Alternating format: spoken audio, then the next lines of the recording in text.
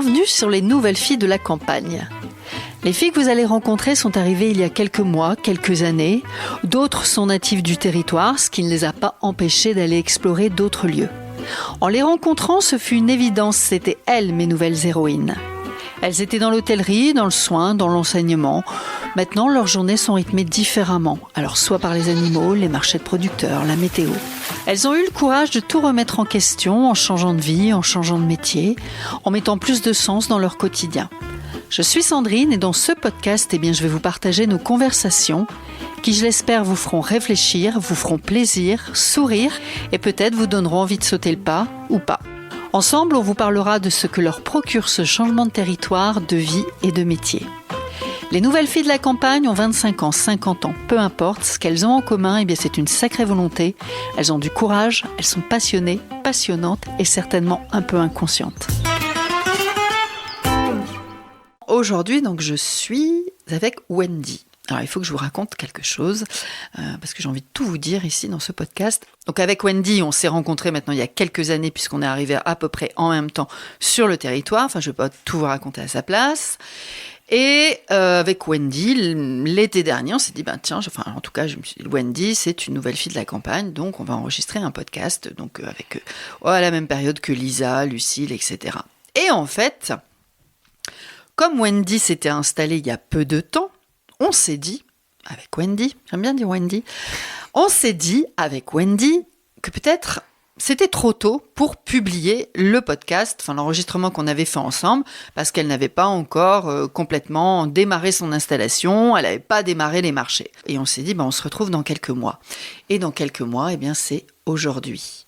Bonjour Wendy. Bonjour Sandrine. Est-ce que c'est vrai ce que je viens de dire ou...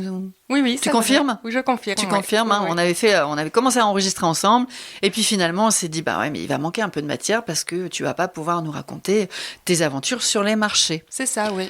Et là, les aventures sur les marchés ont démarré. Oui. Donc, je te demande de me raconter à nouveau toute ton histoire. Mais avant de me raconter toute ton histoire, ou avant de nous raconter toute ton histoire, je voudrais que tu te présentes. Donc, je m'appelle Wendy, j'ai 33 ans.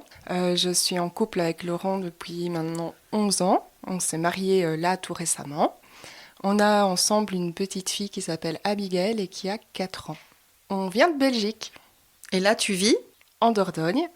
Alors nous, on habite une petite maison au milieu des bois, des prairies et des animaux, avec un panorama, je pense, un petit peu exceptionnel. D'ailleurs... c'est ce qui nous a plu la première fois qu'on est arrivé. C'est le panorama que tu es en train de regarder, là, on parle. Alors, d'ailleurs, elle ne me regarde pas, du coup, elle regarde le panorama. Oui, c'est ça. C'est cette vue-là, oui. Oui, on est au milieu des bois. Notre maison est toute petite, mais finalement, c'est pas plus mal parce qu'on n'est pas beaucoup dedans. On vit vraiment dehors. C'est exact. Donc, on n'est pas très loin de Jumillac-le-Grand. Tu as parlé d'animaux ? Oui. Donc, on a... dans la maison, déjà, on a un chat et 2 chiens. Voilà. Après, hors maison, on a une quinzaine de moutons. On a un vieux cheval qui est en pension. On a des vaches, 3 vaches. Highland ? Des Highland, oui. Trop belle. Oui. 3 chèvres. Ouais. Une trentaine de cochons. Ouais, là, ça c'est... Et une centaine de lapins. Ah, une centaine de lapins. Oui. Très bien. Donc ça, c'est tous les animaux qui constituent ta ferme. Exact, oui. Parfait. Autre chose à dire sur l'endroit où tu vis ? Moi, je compare toujours ça un peu à, la petite maison dans la prairie, quoi. La petite maison perchée au-dessus de la colline. Voilà. Moi, ça me fait un petit peu penser à ça. Ok. On a fait le tour pour l'environnement ? Je pense, oui. Oh, d'accord. Donc, on est dans le Périgord vert ici, hein ? Oui. La meuf qui dit ça comme si elle habitait pas à Jumillac, tu vois. C'est pas comme si on était presque voisines, quoi. Tu es originaire de Belgique, je ne sais plus si tu l'as dit pendant ton introduction, ta présentation. Oui, c'est ça. Et la Belgique, de où la Belgique ? Alors moi, je suis originaire de Gaume. Pour les Belges, ils sauront... Gaume ? Oui, de la Gaume. C'est de le la Gaume. Sud de la Belgique. D'accord. Et Laurent, lui, est originaire des Ardennes. Donc on s'est rencontrés. 1 an après, j'ai déménagé de ma Gaume natale vers l'Ardenne de Laurent. Donc on était près de Ans-sur-Lesse, un village qui est connu parce qu'il y a des grottes touristiques, un parc animalier, tout ça. Donc Enfin, pour les gens qui connaissent la Belgique, normalement, ça doit leur parler. Très bien. Voilà. Donc, on habitait un tout petit village, très rural aussi. Pourquoi la Dordogne? Alors déjà, tu vas nous expliquer pourquoi avoir voulu changer de pays. Et une fois que tu nous auras expliqué pourquoi vous avez voulu changer de pays, pourquoi le choix s'est porté sur la Dordogne? Eh bien, c'est pas vraiment nous qui avons choisi de changer de pays. C'est le pays qui vous a... C'est un peu la Dordogne qui nous a appelés. On n'était pas du tout en recherche de changement de pays ou de territoire. On était simplement à la recherche d'une ferme. Parce qu'on voulait être autonome. En fait, on a toujours été autonome dans notre alimentation, question élevage. Donc, on cherchait une ferme en Belgique où on pouvait vraiment être autonome, avoir nos terres, une maison. Enfin, voilà, on cherchait vraiment ça. Donc, de passer d'un mode, quelque chose de personnel, d'un projet perso, de mode de vie perso, à quelque chose de professionnel. Oui et non. Enfin, on savait pas trop où on voulait aller. En fait, on avait acheté un terrain à bâtir, on avait fait tous les plans d'architecte et tout. Et notre projet n'est jamais passé à la commune. Il y avait toujours quelque chose qui bloquait, quelque chose qui n'allait pas. Donc on s'est dit, stop ce projet. S'il ne veut pas passer, c'est qu'il y a une raison. On ne s'acharne pas et on verra, on cherche autre chose. Donc on était vraiment partis à la recherche d'une fermette en Belgique. Et puis on ne trouvait pas, parce qu'on voulait, pas assez de terrain, voilà, on n'était pas satisfait.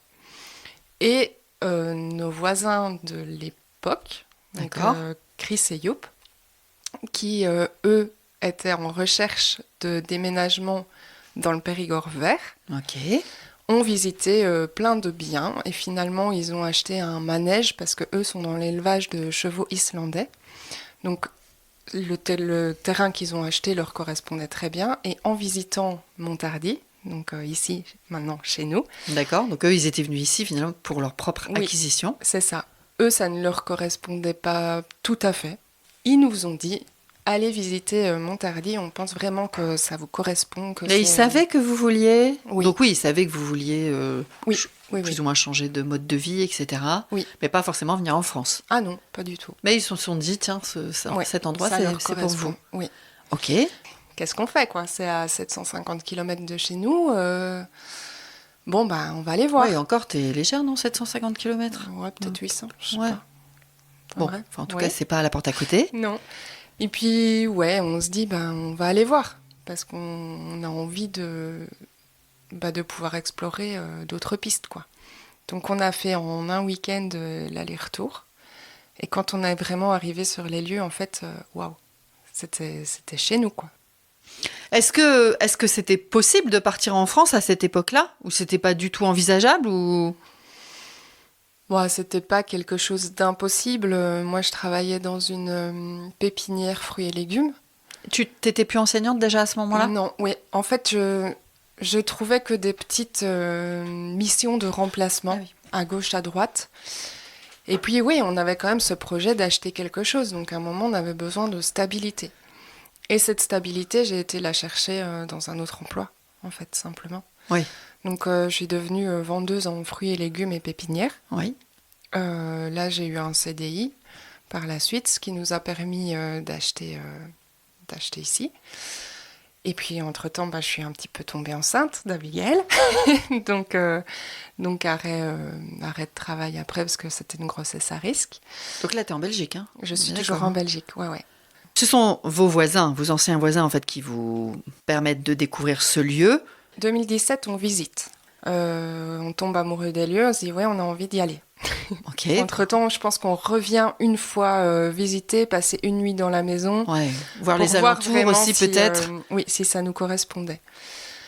On passe un entretien, entre guillemets, d'achat avec le propriétaire, qui lui est hollandais. Oui. Qui est hyper attaché au lieu, à la forêt, et qui ne veut pas vendre à n'importe qui. Et qui ne veut pas vendre à n'importe qui.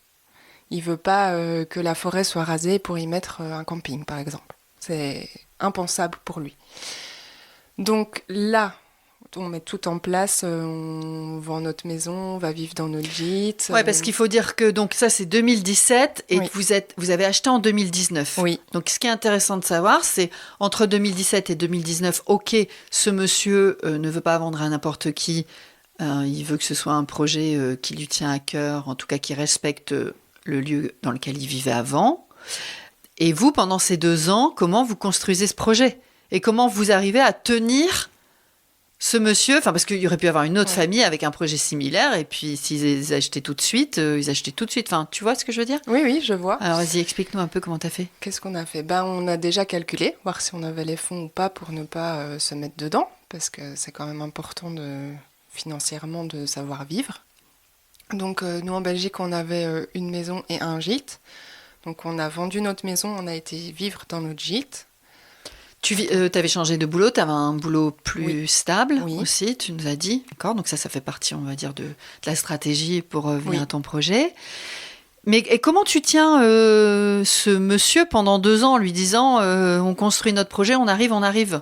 On lui a expliqué clairement les choses. On lui a dit voilà, nous on a ce budget-là. Il faut on lui a dit clairement, il faut qu'on arrive à vendre notre maison pour pouvoir acheter sans avoir des emprunts énormes. On fait toutes les démarches au notaire, on signe un compromis de vente quand même pour avoir cette sécurité et lui et nous. Oui. Et puis après, tout a coulé. Avec une date de venue. Avec une date en disant on viendra à cette période-là, ou il n'y avait pas de date Non, il n'y avait pas de date précise. Enfin, les choses ont vraiment suivi leur cours, quoi. Ah ouais. Mais c'est parce que ça me paraît tellement long, 2 ans. D'ailleurs, tiens, en parlant, je me dis, tiens, il y a une question là. C'était long pour vous, non? De se dire, putain, en 2017, on visitait un truc, c'est notre rêve, et on ne sait pas trop quand est-ce qu'on va y aller. C'était dur, non? Oui et non. Enfin, c'était pas vraiment un truc hyper stressant, quoi. Si ça devait se faire, ça se ferait, et si ça ne se faisait pas, c'est que c'était pas pour nous, en fait. On est un peu comme ça, ouais. Si les choses se font pas, c'est que ça devait pas se faire. Et là, tu avais quand même touché du bout des doigts l'ensemble complet de vos rêves. Et on n'avait rien dit à personne. C'est terrible. Oui, c'est horrible. Hein. En fait, on avait tellement ce rêve dans la tête qu'on n'avait pas envie que les gens nous découragent. Ah oui, très bien. Et du coup, on en a parlé. On a dit, voilà, on a visité ça, on réfléchit, on verra bien. Et on a acheté sans rien dire à personne. Et du coup, une fois qu'on a acheté, on a dit, voilà, on a acheté ça, donc en 2019. On déménage pas tout de suite. Il y a un gîte là-bas, on va retaper le gîte, on va le louer pour déjà avoir une rentrée d'argent. Et puis, on déménagera plus tard. C'est comme ça que ça s'est passé? Oui, parce qu'on avait un projet d'enfant et que je voulais pas venir accoucher en France sans savoir où je mettais les pieds. Donc, on avait vraiment ce projet d'enfant en Belgique. Voilà. D'accord, tu voulais absolument accoucher en Belgique. Oui. Mais Abigail, c'est un petit bébé miracle, du coup. Voilà, j'étais très très bien suivie en Belgique et j'avais pas envie de... T'avais peur d'accoucher dans la forêt. C'est ça. J'avais vraiment des risques à l'accouchement et du coup... Voilà. Et là, tu viens de dire encore une chose que je découvre. Tu viens de dire que finalement, à distance, donc vous avez acheté, vous avez retapé le gîte, vous louez le gîte pendant que vous êtes en Belgique. Oui. Non, mais c'est bien de donner des détails sur cette construction, ça peut aider certains à envisager ces possibilités-là. Donc, 1 an là de location de gîte, et alors donc, tu arrives en juin, enfin vous arrivez en juin 2021. Oui. Là, vraiment, avec tes valises, tes cartons. Des remorques, des remorques de valises. Oui, c'est ça. Ouais. On a déménagé toute notre vie vite fait, quoi. Vite fait? Pourquoi vite fait? Ça faisait 4 ans que tu parce que c'était le créneau. C'était... Créneau Covid. Créneau Covid, ouais. Créneau chômage Covid. C'était un peu la période où on se dit, là, on n'est plus vraiment tenu finalement d'être là. On est à la maison, quoi. Donc on se dit, allez, on fait les cartons et on y va, quoi. Qu'est-ce que ça fait le jour où vous arrivez ici? Le premier jour, ça fait quoi? Ça fait bizarre, parce que ça y est, on est là, la famille est loin, donc ça au début, c'est pas toujours facile, merci Messenger, WhatsApp et tout. Et puis finalement, on a tellement de choses à faire qu'on se met dans le direct, quoi. Il y a des ronciers énormes, il faut entretenir, Il y a la maison à rénover. Vous avez été vite pris dans l'activité. Oui. Mais vraiment, quand tu es arrivé, tu sais, en bas, parce que donc il faut savoir qu'il faut faire à peu près 900 mètres, je pense, avant d'arriver à la maison. Enfin, donc il faut grimper, monter, traverser la forêt. Et on arrive effectivement à la ferme de Montardy. On dit la ferme de Montardy ou la ferme Montardy ? Nous, on a appelé ça la ferme du domaine de Montardy. Oh, c'est plus... Oui, ça fait un peu parce que c'est pompeux. chic. Hein. Ok, donc la ferme du domaine de Montardy. Oui, donc il se passe quasiment 1 kilomètre avant d'arriver. Mais oui, voilà, quand vous êtes là, avec vos remorques, etc., tu grimpes, et t'arrives là, et qu'est-ce que ça fait ? Vraiment, le moment où t'arrives. Waouh. Ouais. Tu te dis, maintenant, je vais vivre là. Ouais, c'est chez nous, ouais. Tu réalises tout de suite. Tu te dis vraiment, c'est chez nous tout de suite. Ouais, je pense. Tu mens comme tu respires, non ? Non. Je suis pas du tout une bonne menteuse en plus, mais, non, vraiment. Je me dis, ça y est, quoi. On a concrétisé le truc. Je pense que c'est vraiment un soulagement. On y est. Ça y est. Maintenant, peut-être que... j'ai du mal à me rappeler mes sentiments passés. Je sais pas pourquoi. Je vis pas beaucoup dans le passé.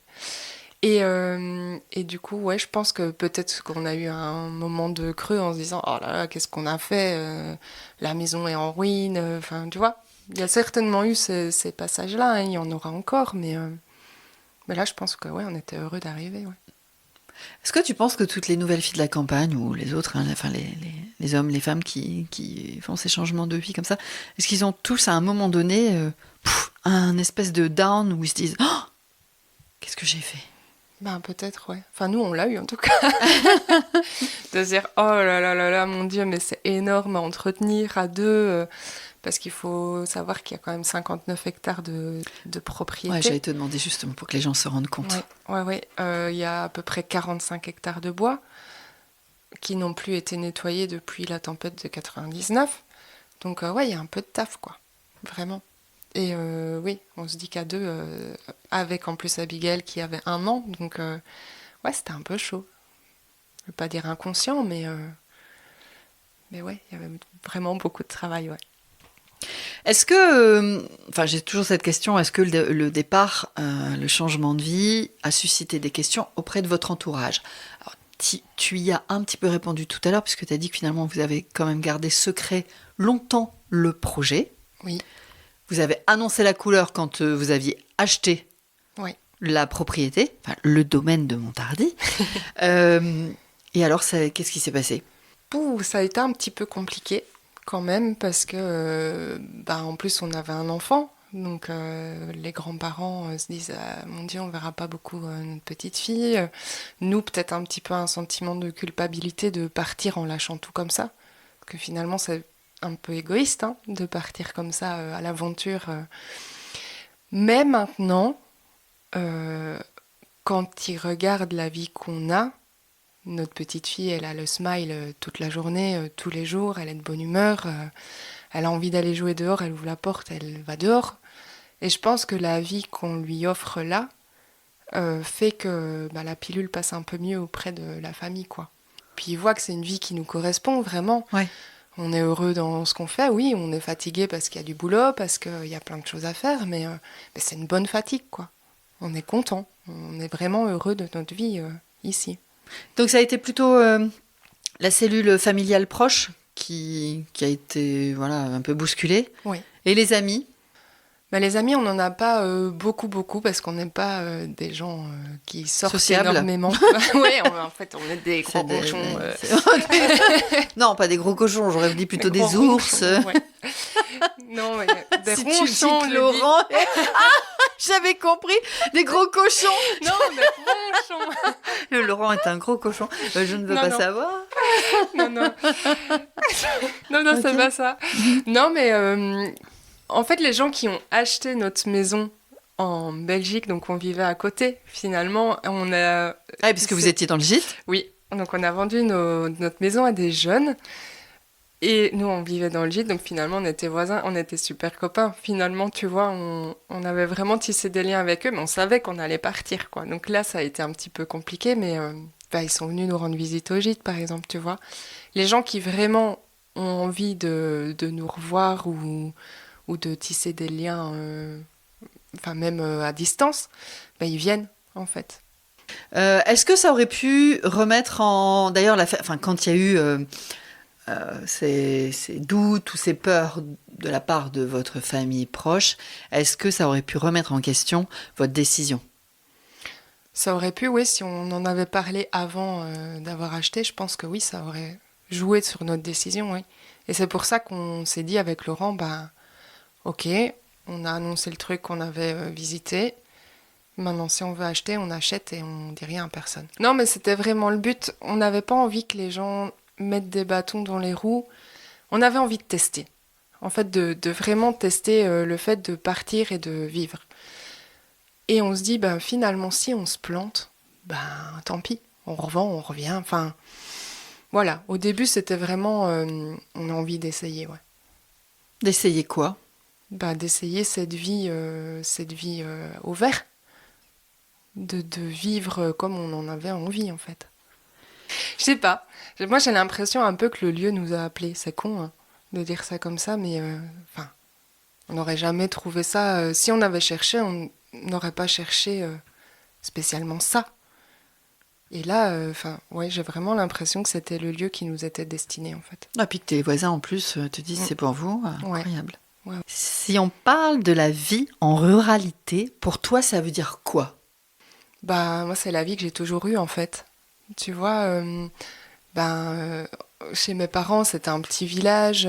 C'était déjà un petit peu plus bétonné, tout ça, mais t'avais une ferme au milieu du village. On allait jouer en vélo quand on était petit, on partait, on rentrait quand on voulait. Enfin, tu vois, j'ai toujours eu cette vie un peu libre, je vais dire. Mes grands-mères étaient dans des petits villages. Enfin, Mamie Nelly, elle vivait... Mamie Nelly. D'accord, Mamie Nelly. Elle vivait dans un village où il y avait 9 maisons. Et je pense que 3 maisons sur les 9, c'était des fermes. Donc elle était vraiment dans l'élevage. Elle faisait ses poulets, ses lapins, son cochon. En fait, j'ai toujours vu ça. Et mon autre grand-mère, Mamie Georgette, elle a une place super importante dans tout ça. Elle avait la main verte, quoi. Enfin, t'allais chez elle... Tu penses que c'est grâce à elle que Ouais, je pense. Que tu aimes tout ça, enfin la nature, les animaux, etc. Ma mère, elle me dit toujours que ça a sauté une génération. Ah oui. Parce que eux, c'est des trucs qui les intéressent pas spécialement, tu vois. Enfin, c'est pas un besoin d'être ouvert. Eux se plaisent dans leur petit village, ils ont plein d'activités, des amis. Enfin, ça leur correspond. Et ouais, elle me dit toujours, ça a vraiment sauté une génération, quoi. D'accord. Donc si on continue sur la vie en ruralité, qu'est-ce que ça veut dire d'autre aussi pour toi, à part cette histoire d'enfance ? Au quotidien, en fait, c'est quoi de vivre en ruralité ? C'est dur de dire ruralité. Moi, j'associe vraiment ça à la liberté, en fait, de vivre simplement, parce qu'on vit simplement. Hein, Ça veut dire quoi de vivre simplement ? Vivre de ce que la nature nous donne. Comme Karina, tu vas me dire que tu fais des soupes aux orties ? Non, moi je fais pas de soupe aux orties, j'ai pas la main verte, moi. Non, mais ouais, simplement, j'ai besoin de savoir ce que ça veut dire de vivre simplement. Vivre simplement. Ouais. Mais moi, j'ai pas ce besoin par exemple, de faire les magasins. C'est quelque chose, j'ai pas le besoin de ça. J'aime autant aller promener dans mes bois, tu vois, aller chercher mes œufs au poulailler. Vraiment, enfin, moi, j'associe ça à la vie simple, ouais. De pas acheter à tire-larigot des trucs dont on n'a pas besoin finalement. C'est un peu un retour aux sources et aux anciennes cultures, j'ai l'impression. Je pense qu'on vit un peu comme nos grands-parents vivaient. Là, le mode de vie que vous avez adopté avec Laurent, c'est ça ? Ok. Tu sais que j'ai créé en partie ce podcast pour balayer les clichés, les préjugés que l'intelligence collective associe à la vie à la campagne. Tu sais, voilà, que la société aime donner à la ruralité. Qu'est-ce que t'en penses, toi ? Est-ce que tu as l'impression que c'est encore le cas ou pas vraiment ? Est-ce que tu as l'impression qu'il y a deux planètes, la planète vivre en ville et la planète vivre à la campagne ? Je pense qu'il y a des gens qui sont faits pour vivre en ville et d'autres qui sont faits pour vivre à la campagne. Enfin, et d'un côté, ça se complète bien. Parce que si on vivait tous à la campagne, ça le ferait pas. Et si on vivait tous en ville, ça le ferait pas non plus. Néanmoins, je pense que tu as 80% de la population qui vit en ville. Hein. Ouais. T'imagines ? Ouais. Moi, personnellement, moi, je pourrais pas vivre en ville. Je serais malheureuse. Pourquoi tu pourrais pas vivre en ville ? Parce que je peux pas vivre enfermée. Déjà, j'ai besoin de sortir, d'être dehors, de faire plein de choses. Et le bruit Le bruit me dérange vraiment très fort. Ça s'est même accentué Oui, depuis en vivant qu'on vit ici. Oui, Ouais. oui, je te confirme. Ouais, ouais. Et la foule. Moi, Mm. j'aime bien, du haut de mes 1m83, de passer inaperçu, en fait. J'aime, j'aime pas attirer le regard, j'aime pas la foule. Qu'est-ce qui te plaît le plus à vivre ici, sur le territoire? Alors, attention, pas par rapport à votre projet de ferme, mais voilà, sur cette campagne, sur ce territoire, qu'est-ce qui te plaît le plus, à part de me connaître? Je rigole. L'entraide, j'ai l'impression qu'on est vraiment dans un village où les gens s'entraident beaucoup. T'es jamais en galère très longtemps, en fait.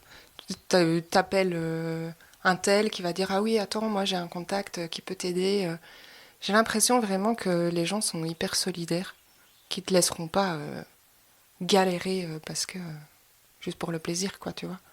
Et j'ai l'impression vraiment que les gens sont super sympas et encore dans cet esprit d'aider les gens. Ouais. Donc c'est la chose qui te marque le plus Ouais, et qui te plaît le plus oui, ici, en vivant dans le Périgord vert? ouais, vraiment. On va passer sur la partie activité professionnelle. Donc tu nous as parlé de tes anciens métiers, enseignante. Oui, Voilà, après tu as fait un rebond dans une pépinière. oui. Aujourd'hui, comment tu te qualifies? C'est quoi ton métier aujourd'hui? Eh ben, aujourd'hui, je suis chef d'exploitation et Laurent est conjoint collaborateur. Donc C'est toi la boss? Ouais, c'est moi la big boss, ouais. Chef 2FE. Ouais, Ok, donc tu es chef d'exploitation agricole. agricole. Oui. Je peux te demander pourquoi c'est toi? Et pas C'est lui? moi parce qu'en fait, j'ai repris des études. Euh, en fait, il faut savoir que Laurent et moi, on a 10 ans d'écart. Ben, on a le droit à des aides agricoles pour lancer notre activité. Ah, mais il y a un seuil Mais il y a un d'âge. seuil d'âge. Ah, d'accord. Ouais. Donc, je pense que c'est 40 ans ou 41 ans. Enfin, toujours est-il que Laurent Il y n'est avait plus passé il y avait passé la date Ouais. de péremption. Ouais. Et les conditions pour avoir ces primes de lancement, qui s'appelle la DNJA, la dotation de nouveaux jeunes agriculteurs, quelque chose comme ça, il faut avoir un diplôme agricole. Donc, en arrivant ici, moi j'ai repris des études. Donc, j'ai été au lycée agricole de La Faye à Ce Saint-Thierry-la-Perche. fameux lycée agricole. Ce fameux, franchement, c'est super chouette. D'accord. Parce que j'ai appris plein de choses, parce que j'ai rencontré des gens extraordinaires. Enfin, ça m'a permis d'aller faire des stages, d'aller voir ailleurs, de me former en théorie et en pratique. Et d'ailleurs, je suis encore en contact avec certaines personnes qui m'ont pris en stage. Et je me permets de Oui. te demander ça. Si effectivement il n'y avait pas eu cette date de péremption par rapport à Oui. son âge, ça veut dire que ça aurait été Laurent? Peut-être, ouais. Je sais pas. Je D'accord. sais pas comment les choses auraient... Ouais. mais oui, En fait, ça peut-être. s'est posé directement parce qu'il y avait l'âge, de toute façon. Donc, vous Oui. n'êtes pas plus posé la question. Non. Et puis, oui, c'est une question de facilité. De facilité pour Administrative. le moment. Administrative, Et ouais. ça te plaisait, toi, de te dire, bah tiens, je vais reprendre, parce que c'est un cursus d'1 an. Oui. Ça te plaisait de dire, tiens, je vais retourner à l'école, apprendre tout ça, sachant qu'il y avait la petite? Ouais, ça a été un peu une période compliquée, quoi. Parce qu'il faut savoir que nous, on avait déjà lancé l'élevage. Donc, Laurent a géré Abigail, qui ne faisait que les matinées à l'école.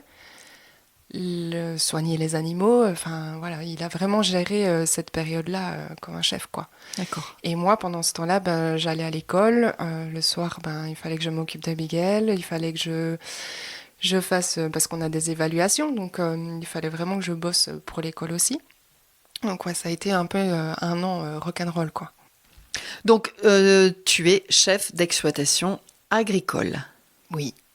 Donc, on est dans une ferme. Oui. Voilà. L'activité de la ferme, enfin, tu as parlé des animaux. Mhm. Donc, est-ce que tu peux nous en dire un petit peu plus là-dessus? Finalement, ton quotidien, qu'est-ce que vous élevez? Qu'est-ce que vous transformez? Qu'est-ce que vous vendez? Enfin, voilà, on t'écoute. Donc l'activité principale ici, c'est l'élevage de porcs plein air. Donc on avait vraiment à cœur d'élever nos animaux dans le respect de leurs besoins. Donc un cochon, ça a besoin de fouiller, de courir, de jouer. Enfin voilà, on voulait vraiment garder cette... je sais pas comment on dit. Méthode? Ouais, méthode d'élevage, quoi. Donc ça, c'est l'atelier principal, donc c'est le port plein air. Après, on a un élevage de lapins, lapins de chair. Et on a quelques moutons. Parce que le mouton, ben, c'est bête, mais c'est l'animal que je préfère élever. C'est vraiment... ça, c'est plus du loisir, parce que j'adore ça. Et donc, qu'est-ce qu'on fait? Ben, on élève nos cochons à l'ancienne. Donc, on leur cuit des pommes de terre, ils mangent du maïs, des céréales. On récupère le pain sec à la boulangerie. Enfin, voilà. On élève vraiment nos cochons comme le faisaient, encore une fois, nos grands-parents. Ouais. Mamie Georgette. Mamie Nelly, les cochons. Mamie Nelly, les cochons. Ouais. Mamie Georgette, c'est les plantes vertes. Ouais. Très bien. Ok. Les lapins, t'as dit lapins de chair? Oui. Bah, en fait, tu as plusieurs sortes d'élevage de lapins. Tu as les lapins angora pour la laine, par exemple, et tu as les lapins pour la consommation. D'accord. Il y a encore beaucoup de gens qui mangent du lapin. Eh ben oui, j'ai l'impression. Ouais. On a de la demande, en tout cas. D'ailleurs, je peux te poser la question, ce joli lapin que tu as vu, ça te fait quoi à la transition? J'ai envie de te dire. Eh ben, moi, Comment tu gères ça? un petit cœur d'éleveuse, ouais. Ouais, comment parce que en fait, c'est étrange dans ma tête, mais je me dis, parce que tu es très axé nature, tu aimes la nature, tu aimes les animaux. Comment, à un moment donné, tu les passes vers l'au-delà? Tu vois, En fait, on a nos reproducteurs. Donc, nos reproducteurs, bah, on n'y touche pas, quoi. Là, par exemple, on a ramené 3 lapines de Belgique, c'est nos vieilles lapines. Elles font plus de jeunes, mais on peut pas les tuer. Parce qu'on a quand même un lien avec nos animaux. On leur a demandé de faire des portées, de les élever. Et elles, on a encore un peu de mal à les passer vers l'au-delà, tu vois. Je pense qu'elles vont mourir de leur belle mort. Maintenant, les jeunes qu'on fait naître dans l'optique de les passer en viande, bah, eux, on s'y attache pas, en fait. comment tu fais pour pas t'y attacher? Alors que tu t'en occupes tous les jours. Bah, tu nourris, tu regardes si tout le monde va bien, mais tu commences pas à faire des doudous et des... Ils ont pas de prénom? Non. Que nos reproducteurs, oui. D'accord. Ils ont tous un prénom. Et c'est comme ça que tu arrives à... À me détacher, ouais, un peu. Ouais, c'est compliqué, hein. Oui, moi j'ai un petit cœur, en plus, je m'attache très vite à nos animaux. Si je perds une brebis, c'est une catastrophe. Hein. J'en pleure même. Hein. Quand je perds un animal, ouais, j'en pleure. Mais voilà, ceux qui sont vraiment destinés à la transformation, je vais dire ça comme ça, oui, on s'y attache moins. On se détache un peu, ouais. Est-ce que vous n'auriez pas pu être maraîcher? Pourquoi choisir la viande? Parce que je pense que j'aurais fait mourir plus de légumes que d'animaux. Tu serais passé vers l'au-delà direct. Oui, c'est pas du tout quelque chose qui m'attire en fait. J'adore l'élevage, le contact avec les animaux. D'accord. D'où aussi ce projet de ferme pédagogique. Oui. C'est vraiment ce contact avec les animaux. Ouais. Tu pourrais être végétarienne? Oui, je pense. Donc tu pourrais être végétarienne, mais continuer cette activité? Je sais pas. Ah, c'est chaud, hein, comme... C'est chaud, hein, comme... Ouais, en fait, je mange de la viande d'animaux qui ont été élevés dans le respect. C'est hyper important. On en mange moins, mais on mange de la qualité. Voilà, ouais, je pense que je peux franchement me passer de viande, oui. Ouais. Mais encore une fois, voilà, c'est des choses qu'on a élevées nous-mêmes. On sait que y a pas de traitement antibiotique, y a pas... On n'est pas bio, parce qu'on peut pas vraiment aller chercher ce label bio, parce qu'on n'est pas autonome dans l'alimentation des animaux. Et ça doublerait le prix, à savoir qu'un cochon, ça mange 3 kilos par jour par cochon. Donc, tu dois en faire cuire des pommes de terre? On fait cuire énormément de pommes de terre, ouais. Mais, enfin voilà, on essaye quand même... on va le manger. Donc ça sert à rien d'aller traiter les animaux contre des maladies qui n'ont pas, quoi. Donc on essaye vraiment d'être dans le respect de la nature et le plus naturel possible. Comment ça s'orchestre une journée chez vous? Alors il faut savoir que moi j'ai une double activité. Donc je travaille le lundi et mardi à la ferme du Malabory à Jumiac-le-Grand. Ouais. Donc c'est un élevage de cochons aussi. Oui. Eux, ils sont sur air paillé. Beaucoup de cochons sur le territoire. Hein. Ouais. Et donc moi, je travaille au labo, donc lundi, mardi. Ça veut dire quoi, travailler au labo? Je fais tout ce qui est emballage, étiquetage, préparation de commandes, enfin voilà. D'accord. Ouais. Et donc moi j'ai cette activité-là. Donc le matin, on prépare Abigail, moi je l'amène à l'école et de là je file travailler. Et pendant ce temps-là, Laurent, lui, soigne les animaux. Enfin, il fait tout ce qu'il y a à faire sur la ferme, quoi. Et ça veut dire quoi, ça? C'est quoi, en fait, d'abord, c'est les nourrir, Oui. nettoyer leur parc. L'avantage du plein air, c'est qu'on ne doit pas spécialement nettoyer les parcs, en fait. On fait des rotations dans les parcs. Donc, on change nos animaux de place pour faire un vide sanitaire. Donc, le temps que les maladies ou les parasites, etc., qui sont dans le sol puissent s'évacuer. Donc, on bouge nos animaux de place. Tous les combien? Tous les 6 mois, à peu près. À savoir qu'un cochon, chez nous, vit 1 an et demi. Contre 9 mois dans le porc industriel, quoi. Ok. Ça doit pas être facile quand même à bouger tes énormes cochons là que j'ai déjà vus quand tu dois les bien sûr, tu les portes pas, mais... Mais en fait, ils sont habitués. Un cochon, c'est super intelligent. Et on y va très, très, très souvent. Donc, ils sont habitués à nous, ils savent qu'on n'est pas méchants. Parce qu'il est hors de question pour nous de lever la main sur nos animaux. Mais en fait, ils sont hyper habitués. On les habitue depuis tout petit avec la nourriture. C'est quand même plus facile. C'est stratégique. Ouais, c'est stratégique. Ouais. Donc là, c'était pour dire qu'effectivement, il n'y a pas un nettoyage des parcs, mais ça se fait naturellement, enfin, avec un process. Donc, on leur donne à manger, il y a ça. Et ensuite, c'est quoi les autres tâches? Il faut nettoyer les auges pour mettre à manger, vérifier qu'il y ait bien à boire partout. Il y a les clôtures à faire. Ça, j'ai l'impression qu'effectivement, à chaque fois que je vois des activités des chefs d'exploitation, tout ça, il y a toujours les clôtures. Vous faites toujours des clôtures. Mais qu'est-ce qui se passe avec ces clôtures? Si tu fais pas de clôture, tes animaux... Oui, mais une fois que la clôture, elle est OK, j'ai l'impression que tout le monde fait toujours des clôtures. Parce que tu dois... en fait, plus tu bouges tes animaux... pas tes animaux, tes animaux. Tu peux le dire. Plus tu bouges tes animaux de place, moins de risques sanitaires tu as, en fait, simplement. Oui. Parce qu'une brebis qui va, par exemple, aller pâturer pendant hyper longtemps, va aller chercher son herbe de plus en plus rare, et donc se parasite. Donc plus tu as de parcs, plus tu peux faire une rotation. Donc l'idée, c'est de construire beaucoup de parcs, donc de clôtures, pour pouvoir effectivement effectuer cette rotation. Exact, ouais. D'accord. Si on revient à toi, donc le lundi, mardi, tu as une activité dans une autre ferme. Oui. Et donc le mercredi, jeudi, vendredi.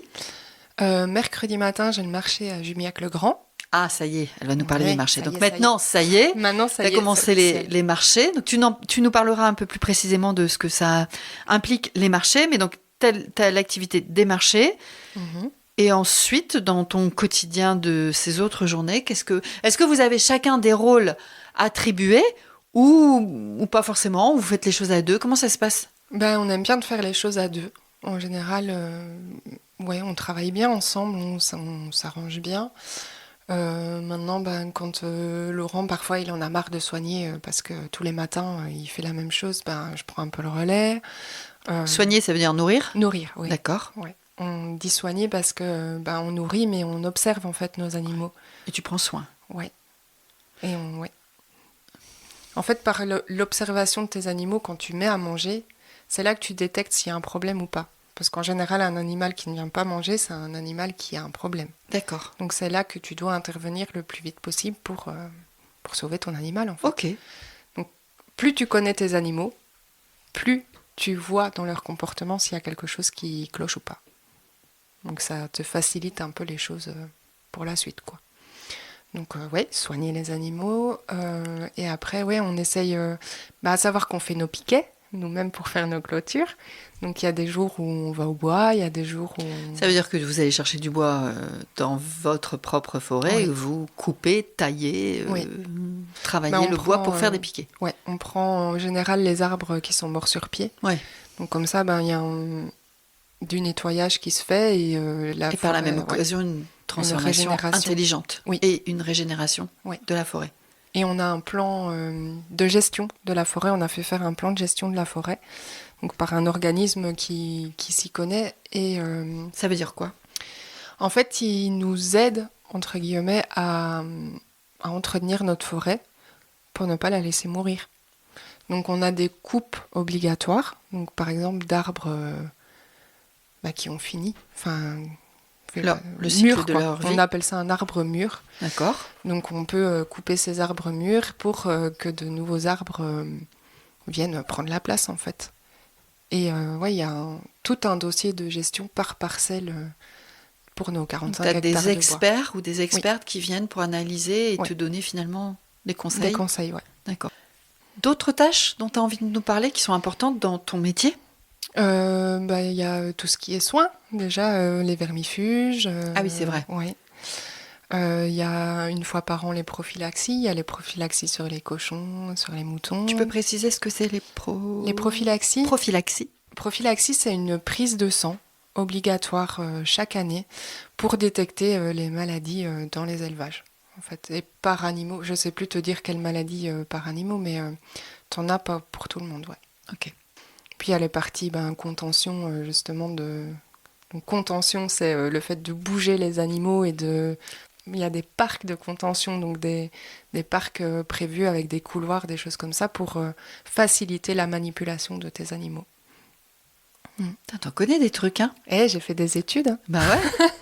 Putain. Ouais, l'élevage, c'est vraiment quelque chose qui me passionne, quoi. J'adore ça, vraiment. Ah bah, tu fais une bonne transition. Qu'est-ce qui te plaît le plus dans ton nouveau métier ? Ouais, le contact avec les animaux. Ouais, c'est vraiment... Puis je trouve qu'ils te le rendent bien. Quand tu les appelles, ils viennent. On a un bon contact avec nos animaux et ça facilite vachement les choses, quoi.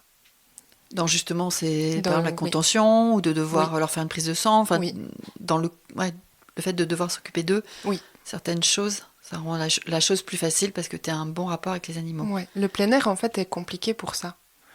Parce que ils sont en plein air, quoi. Donc s'ils n'ont pas envie de venir, ils ne viennent pas. Donc il faut trouver un peu trucs et astuces pour savoir choper le cochon que tu veux vraiment attraper, quoi.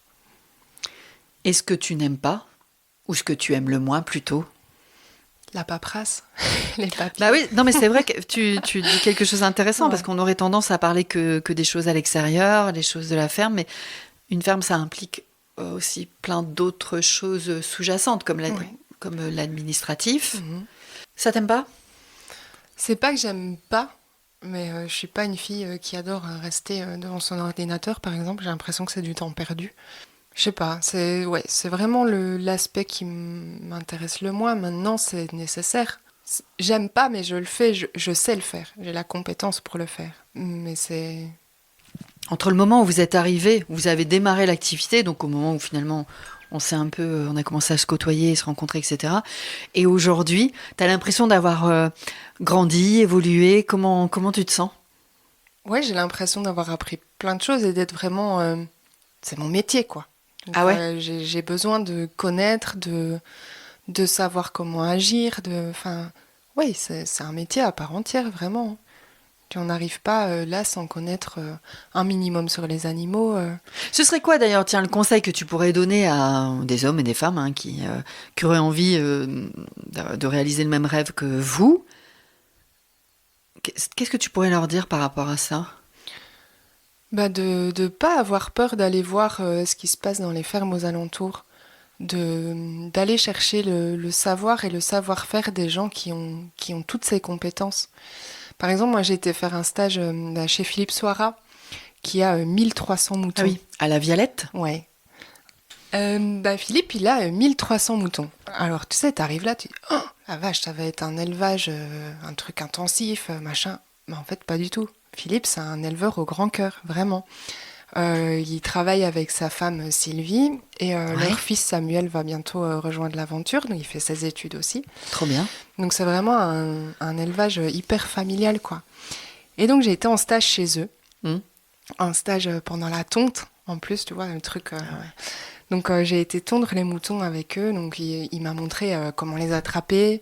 Je pense que j'ai appris la vie d'une année de bergerie en une semaine avec lui, tellement il est riche de savoir et de savoir-faire. Et il est vraiment dans la transmission, tu vois. Je pense qu'on a peur des fois d'aller voir les gens qui ont des élevages, peur de se dire, mais moi je vais peut-être être un peu dans la concurrence, ils vont peut-être pas vouloir m'apprendre des choses, et en fait pas du tout. C'est l'erreur qu'on fait, je pense, de pas aller voir les éleveurs qui sont à côté de chez nous et qui ont toutes les compétences. Donc ce serait ça un des conseils que tu donnerais à des gens qui ont envie de faire comme vous, c'est de se rapprocher des gens qui sont installés depuis un moment. Ouais. Et souvent, ces gens-là ont leur porte ouverte pour transmettre. Et je pense qu'ils aiment transmettre aux jeunes qui arrivent. Et nous, on a toujours eu nos animaux, hein, donc on n'arrivait pas vraiment les mains dans les poches sans rien connaître. Mais ils ont toujours ces petits trucs et astuces. Et, leur expérience professionnelle, quoi. Ouais. Les années d'expérience professionnelle. Ouais. Et par exemple, tu vois, moi j'ai eu un problème avec une brebis qui a fait ça s'appelle un prolapsus. Donc elle avait la matrice qui ressortait juste avant l'agnelage. SOS quoi. Allô Philippe, qu'est-ce que je dois faire, machin. Est-ce que tu peux vulgariser ce que tu viens de dire ? Vulgariser. C'est-à-dire non mais la matrice avant l'agnelage, donc pendant l'accouchement, c'est ça ? Mettre bas ? Ouais. L'agnelage, donc c'est la mise bas. Ouais. Et le prolapsus, en fait, c'est en gros une partie de l'utérus de la brebis qui ressort. Ouais, c'est hyper compliqué. Et du coup, tu dois mettre en place un Pesser. Donc un Pesser, c'est un... Pesser ? Oui, c'est une pièce en plastique que tu dois rentrer dans... c'est un peu chaud, hein, dans la vulve de la brebis pour maintenir tout en place, en fait. Si les gens sont en train de manger, là... Ouais, bon appétit. Non, mais tu vois, tout ça, c'est des choses qui m'étaient jamais arrivées. En Belgique, j'ai élevé mes moutons, j'avais jamais eu ce problème. Et là, tu vois ça, attends, qu'est-ce que je fais, quoi ? Et là, un coup de fil, Philippe, oui, viens chercher, j'ai le truc, je vais t'expliquer comment on le met, machin. D'où aussi la solidarité, tu en as parlé tout à l'heure. Ouais, c'est hyper marqué. Mais l'expérience pas des anciens, pas forcément des anciens, mais anciens du métier, quoi. Du métier. Ouais. Top. Et aujourd'hui, tu es toujours en contact avec tous ces gens et ils te donnent encore toujours beaucoup de matière, beaucoup de conseils. Oui. T'hésites pas à les appeler. Oui, non. Ils viennent te visiter ?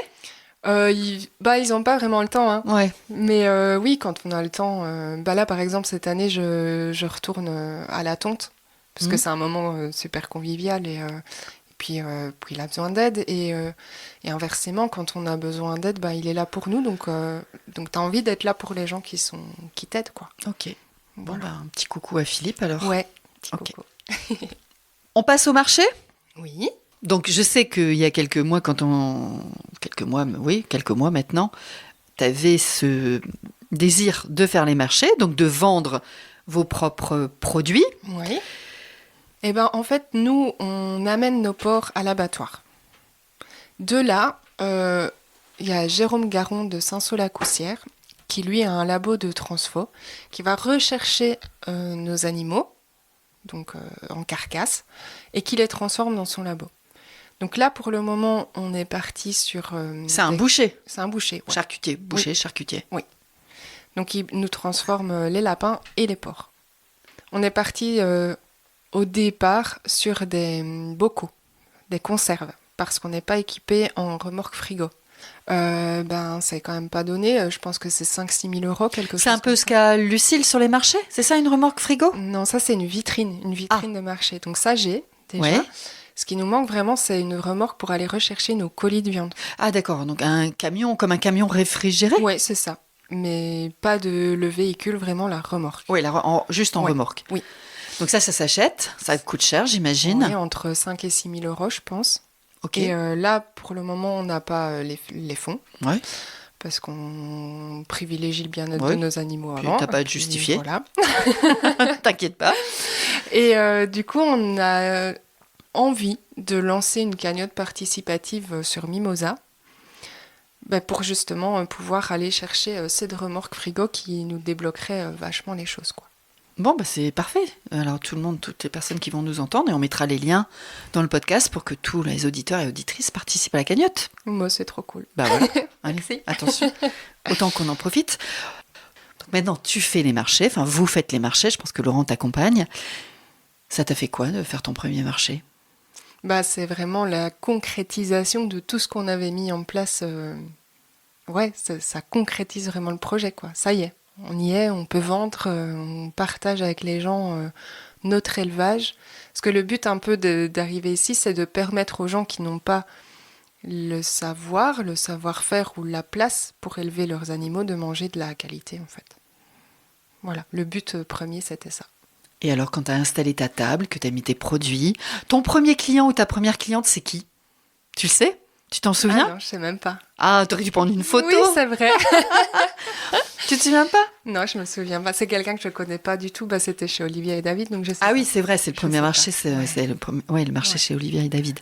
Ok, mais ça t'a procuré quoi comme émotion? Bah, de la joie et de la fierté, ouais.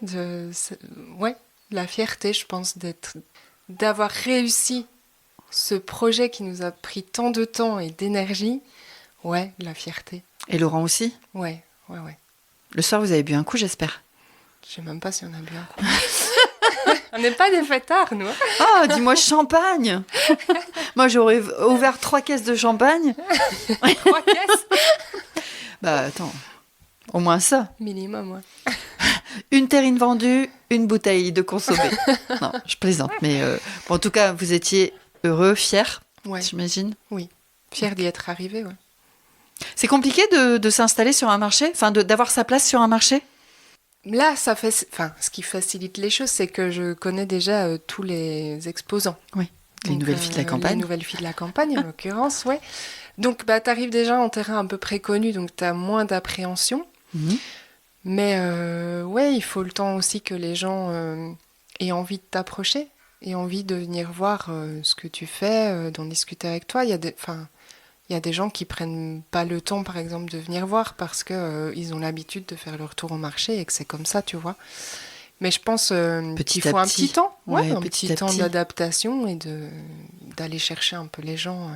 Moi, je savais très bien en commençant les marchés que ce serait pas hyper facile. Enfin, t'arrives pas là et clac, clac, clac, quoi. Donc, puis, qu'est-ce qu'on a? Bah, on a un petit peu de dépôt dans les offices du tourisme. Ah oui, Ouais. à Jumiac. À Jumiac et à Thiviers. Ouais, super.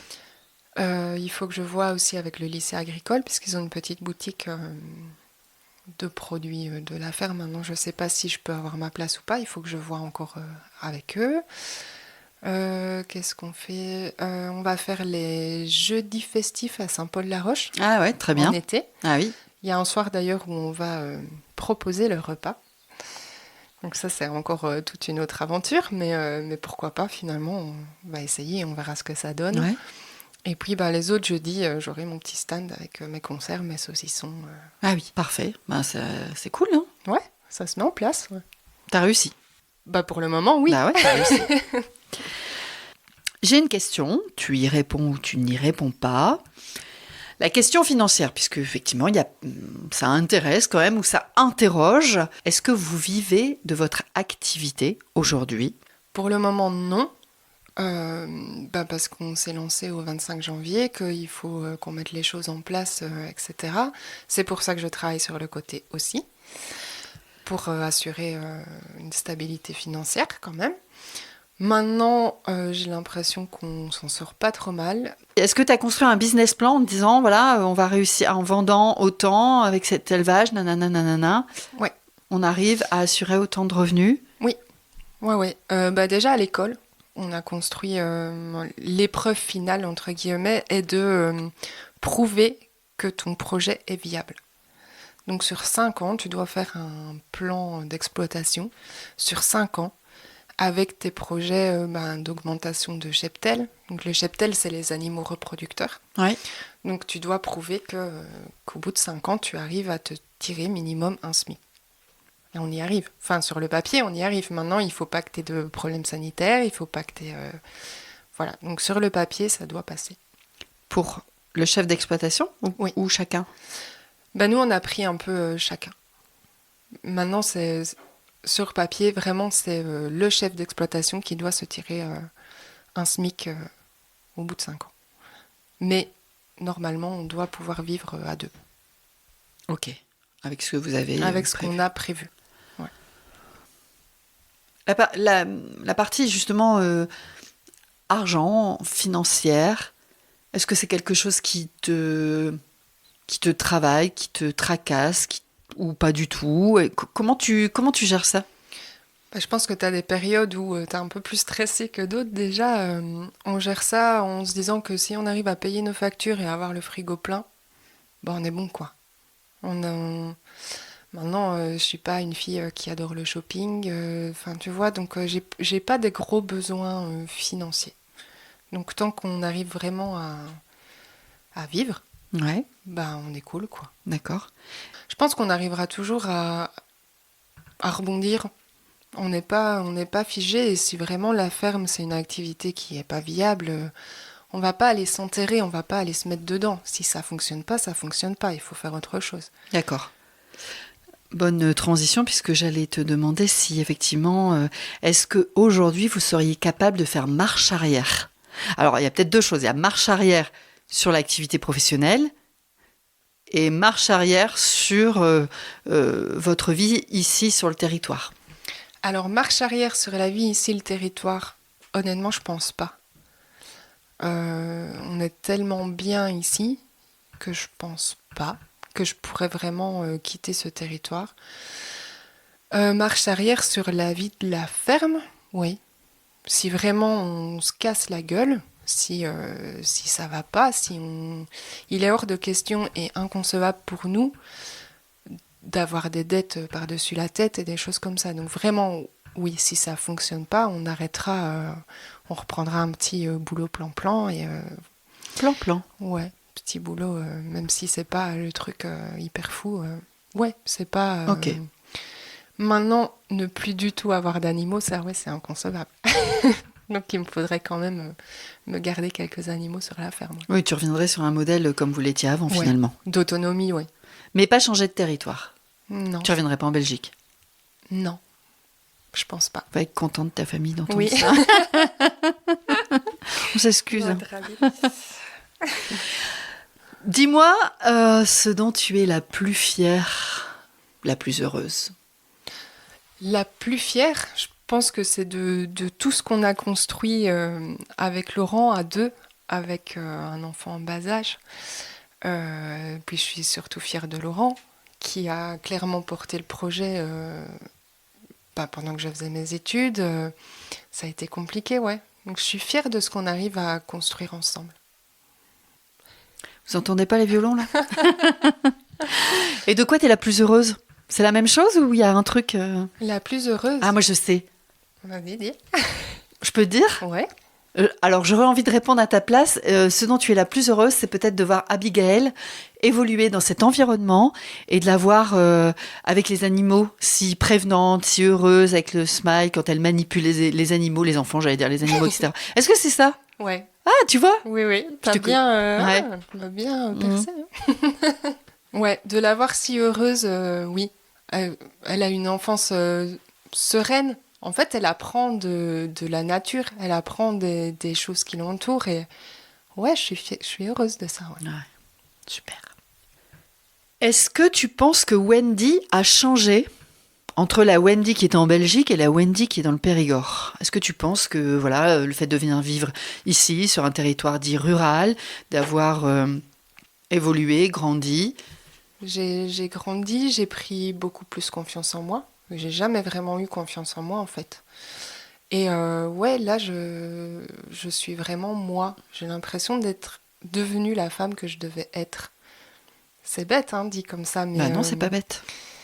Ouais, j'ai changé. Je me soucie moins du regard des gens.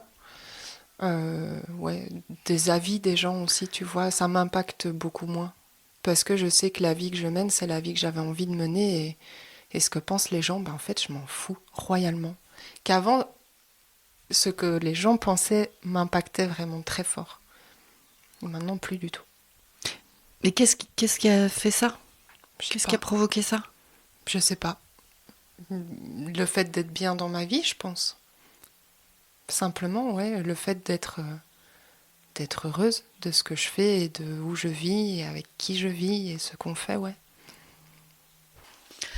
On est presque à la fin de notre conversation. Est-ce que tu as une femme ou des femmes en tête qui pourraient prendre la place à ce micro? Ouais, j'en ai tout plein. Tout plein? Ouais. Ouais. Ben, j'ai Astrid à Ségur-le-Château. D'accord. chez qui on a été faire une visite avec l'école. Ouais. C'est une nana extraordinaire. Elle est dans la transmission, dans le partage. En Mais plus, elle fait du vin. Voilà, c'est ça, je voulais que tu y arrives. J'allais te demander, mais que fait Astrid ? Et franchement, ouais, c'est une super femme, vraiment à rencontrer. D'accord, je note. J'ai Bénédicte qui a fait ses études avec moi, qui elle a changé de vie et maintenant elle est dans la fraise. Donc elle est super chouette à rencontrer aussi. Je te donnerai son contact. Et Allez, une troisième. Et puis Viviana, de Viviana et Fabrice, qui font du poulet. Ils sont sur le Madarnais. Ah oui, super Ils spot organisent l'été. des guinguettes et Ah tout ouais, ça. trop bien. Ouais. Donc voilà, Ok. les 3 femmes auxquelles je pense. Comment ça se fait qu'il y a autant de femmes sur ce territoire qui entreprennent, à ton avis ? Je sais pas si c'est le territoire qui fait... Puis le fait qu'on soit en ruralité aussi, ça tu fais un peu, je vais pas dire ce que tu as envie, mais peut-être que tu es plus libre de faire le métier que tu veux faire. Tu t'inventes la vie dont tu rêves ? Peut-être. Je sais pas. Je sais pas du tout. Ok. Pourquoi les femmes ? Pourquoi les femmes ? Est-ce que tu as un livre, un film, un reportage qui est en lien donc avec ton activité, que tu as adoré, que tu as aimé, que tu peux recommander ? Moi, j'aime bien les guides de l'autonomie sur les fermes. Alors, je sais plus, c'est le Larousse de vivre... comment ça s'appelle ? Je sais plus te dire le nom. Faudrait que tu me retrouves le lien. Ouais, c'est le petit Larousse de la vie en autonomie, quoi. D'accord. Et ouais, t'apprends plein de choses sur faire son potager, faire l'élevage, faire ses conserves. C'est ton livre de chevet ? Je vais pas dire que c'est mon livre de chevet, mais ouais, je l'ai beaucoup lu avant d'arriver ici. Ouais. Merci pour la recommandation. Si demain, un de tes proches, un ami, enfin peu importe, en tout cas dans ton réseau, dans ton environnement proche, te dit qu'il souhaite changer de vie, qu'est-ce que tu as envie de lui dire ? Bah essaye. Essaye. De toute façon, on risque pas grand-chose. Hein. Et si on se plante, on pousse et on apprend d'autres choses. S'il y avait un message que tu voudrais passer sur vivre en ruralité, ça serait quoi ? Vivre de ce que la nature te donne, vivre de ce que les autres t'apprennent. Ouais, je sais pas, c'est le lien à la nature et aux gens. Ma question bonus, ta famille, tes amis sont là autour avec nous, autour de la table et Qu'est-ce qu'ils ont envie de te dire à ton avis, là, maintenant ? Je pense qu'il y en a certains qui diraient qu'on est complètement cinglés de vivre comme ça. D'autres peut-être qui seraient fiers de tout ce qu'on a mis en place et voilà, ouais, je sais pas. T'as 2 camps là-dedans. T'as le camp de ceux qui vont dire mais vous êtes dingue. Ouais. Et t'as ceux qui sont contents de voir le résultat. Ouais. Une phrase, un mot pour la fin, et après je te laisse retourner aux animaux. J'aurais juste envie de dire aux gens de vivre leur vie. Vraiment, de ne pas se soucier de ce que les gens peuvent penser ou dire, que si c'est quelque chose qui leur tient à cœur, il faut le faire. Voilà. Tout simplement. On termine avec ça ? Ouais, on termine là-dessus. Eh bien, merci beaucoup Wendy. Merci pour le temps que tu m'as accordé. Merci pour les bons conseils. Merci pour nous avoir raconté ta vie. Merci pour la nature. Merci pour le Périgord. Merci pour les animaux. À bientôt. À bientôt. Merci aussi. Merci pour ce partage. Je suis certaine qu'il sera utile et qu'il fera résonance au moins à l'une ou à l'un d'entre nous. Pour conclure cet épisode et pour m'encourager à en produire d'autres, on partage l'épisode à son entourage. Ça veut dire la famille, les amis, les collègues, les voisins. Et le Graal, ça serait d'aller mettre des étoiles et des commentaires sympathiques sur Apple Podcast et Spotify.